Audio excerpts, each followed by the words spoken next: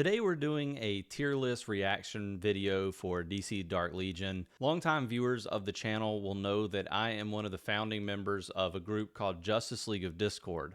Now this group has seen multiple iterations since the beginning of the year when we first started trying to do tier lists for the game, and it's evolved into something that I think is actually really fun and interactive for the community. So when we first started out, there were around 10 to 15 people. They were kind of trusted beta players who had pretty decent opinions about the game, and we all tried to come together to make a tier list that we could all, for the most part, agree on. So we were voting on, what we think the correct tier list should be, and then we would aggregate those results so that we would have a fairly decent consensus of where everyone should land in the end.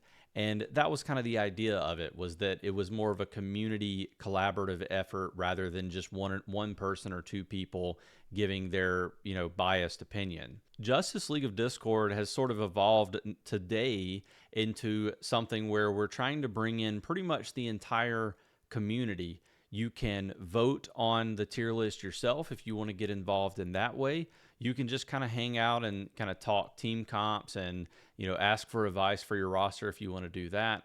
But the Discord server for Justice League of Discord is available via the QR code on screen with this tier list. So kind of a little bit of a plug or shout out to Justice League of Discord. If you want to get involved, definitely join via the QR code here on screen and let them know that Quantum sent you over. Numbers kind of fluctuate, but as of right now, we have between 20 and 40 people who are voting on a consistent basis on this tier list, and we want to get more of you. We want to try to aggregate many more votes into this tier list, because at the end of the day, we'd like for this tier list to be a little bit more representative of, a wide cross section from all servers in the game. Obviously, if you don't have a champion, you don't have to vote for them, and that will definitely make our rankings much more efficient if we only have people voting on champions that they have built up. But this is your opportunity, especially if you disagree with my personal tier list, which I'm going to continue to do.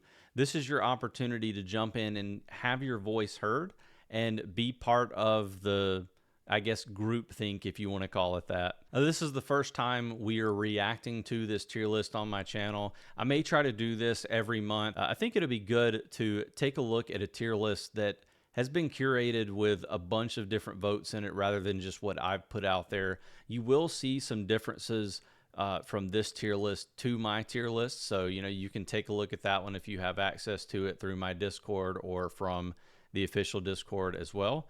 But we'll go through a couple of these. I don't want to spend too much time going through the different champions, but we will talk about some of the ones where we've seen some changes from the prior month to this month. You see the first one here in S tier is Supergirl, who has seen a change upwards in trajectory, and that was something that we kind of predicted. I mean, obviously I have a pretty well-built Supergirl, and I can tell you that she's one of the best champions in the game, so it does make sense that she's moved up to S tier.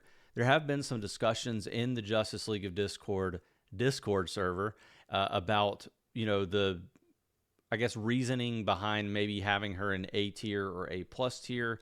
And I do understand that.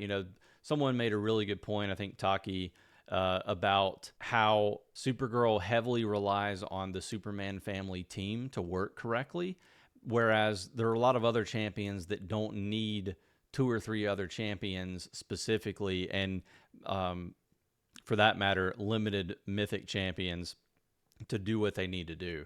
Supergirl definitely heavily relies on Superboy and Krypto to get to where she needs to be. You can use her without them, but she's going to be kind of hampered. And so, I get the arguments for having her at a lower tier, but again, I think if you're going to build Supergirl, she is going to be S tier, because you're not going to build Supergirl and then neglect all the other Superman family, or at least you should not. But it's kind of hand in hand with Constantine, where you're most likely not going to build Constantine unless you're wanting to go after Justice League Dark. You'll see that Krypto has debuted at S tier, which does make a lot of sense. I can tell you that after putting Krypto in S tier on my tier list, I'm sort of hesitant to keep him there because of how poorly he does in Meta Brawl, but definitely think that the masses have seen how useful Crypto is, even after he got nerfed like twice within the first week of being introduced. But definitely an incredible healer, part of that Superman family group. You'll see Martian Manhunter has moved up from, I believe, A tier to A plus tier, and I agree with that assessment. I did the same thing on my tier list, and I think that Martian Manhunter paired with his Kuru pendant, unique legacy piece, he definitely deserves to be an A plus tier. He's not going to be your win condition damage dealer, but he can help you supplant a lot of these AoE teams that are in the meta right now in Meta Brawl. And he's also fairly decent in Training Simulator. And there are a couple of bosses, particularly Devastator in Combat Cycle, where Martian Manhunter is going to give you pretty decent scores. They have Scarecrow moving down to A plus tier, and I think that's appropriate. I mean, I do think that there's Scarecrow's in this unique spot where he's definitely usable in Combat Cycle in some cases, especially if you're trying to ramp up your spiritual damage dealing. So I can see the argument for him being an S tier. I really struggled with whether or not to put him there on my tier list. So, I'm okay with the A plus ranking. He's definitely the best tank character in the game. He's up there with Dr. Fate, and I don't think that that's going to change anytime soon, especially because he can be used in both Arkham lineups and Legion of Doom. So he's kind of that bridge character between those two teams. Moving down to A tier, we start to get to a point where there might actually be a few things that I disagree with. We'll start with Superboy, which I think that A tier is fine for him. I do think he's probably closer to A plus tier. He's one of those, I hesitate to move the support champions up too far. Obviously, I have Flash in A plus tier. I think I moved Zatanna up to A plus tier. And I also have Superboy in A plus tier. But I don't want to put too many of them too high up, because you really want to make sure that they are actually going to be impactful, really not just with their own team, but with other teams as well. And we've seen Superboy being used pretty effectively with Bat Family lineups, with Nightwing and others, just to kind of ramp up their attack. So I would like to see Superboy a little bit higher, but A tier is fine for him. We see Batgirl move up to A tier in this tier list. I'd moved Batgirl up to A tier previously as well, and I did that because I think we're kind of in this Nightwing meta, for at least in the beta servers and global launch servers. I'm seeing a lot of Nightwings out there, and he really is a great plug and play champion, especially for non-spenders and light spenders. But Batgirl is really going to ramp up his damage, and she's good with some other champions as well. So, definitely worth getting her up into a higher tier to kind of showcase that she's capable of doing a lot for your lineup. I definitely think Black Adam might be a little bit too highly ranked here. I was pretty high on Black Adam when I first started making my tier lists, especially earlier this year. But I do believe that he's kind of tapered off a little bit. A lot of these legendaries, we're going to see them move down to the bottom of the tier list as we get more limited mythics and regular mythics into the game.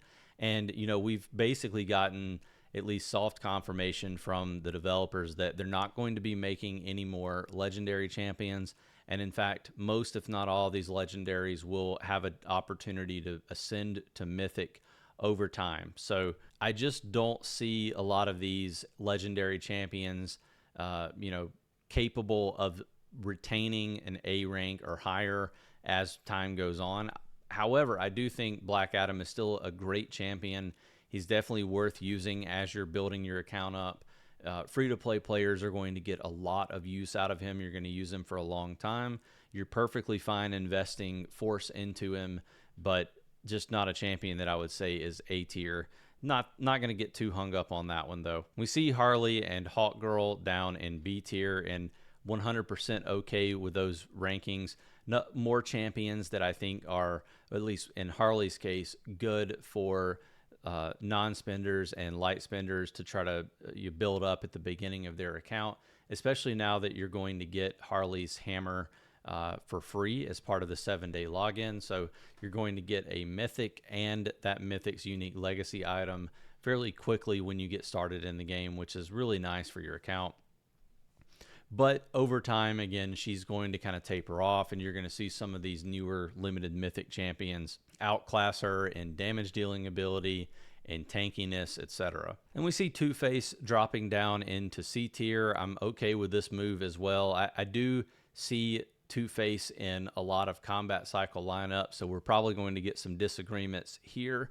But, you know, this is an aggregated tier list. I mean, a lot of people who are voting without knowing what everyone else is voting on, and everyone, you know, tends to agree that Two-Face has kind of fallen off a little bit, unless you just have like very niche comps that you're using him in, like Arkham's Most Wanted, trying to ramp up Joker's damage. So he's fallen down into C tier. And you know, the way we do this tier list for Justice League of Discord, you can see down in the bottom left, and it may be hard to see here on this video, but if you join the Discord server, or this is actually going to be posted on the official Discord as well, you can see the link in the description of the video for that if you want to go there and get it.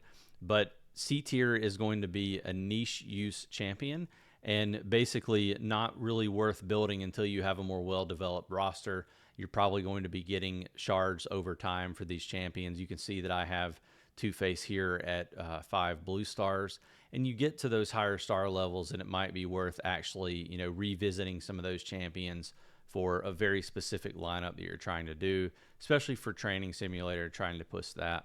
The last one that we'll talk about here, you can see the Arsenal move down into D tier. Completely agree with that one. I did the same thing on my tier list, and unfortunately he's just a damage dealer who doesn't do enough damage.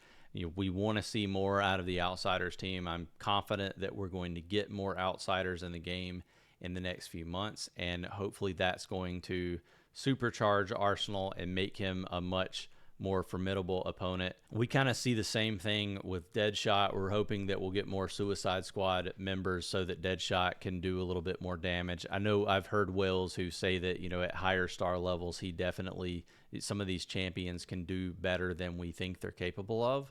But I think the reason why you're going to see these champions suppressed down in the rankings is they just don't have the team around them that allows them to do the kind of damage that would catapult them into A+, or S tier. And that's going to wrap this video. I'm really proud of the community that we're building over in Justice League of Discord. We'd love to have you there if you want to join and just hang out and talk shop.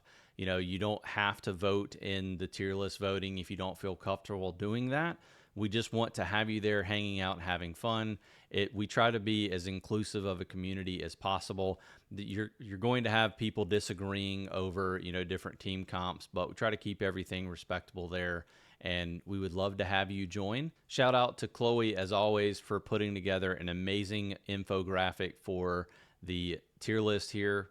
If you haven't already done so, definitely subscribe to the channel. It helps with the algorithm. If not, I will see you in the next video.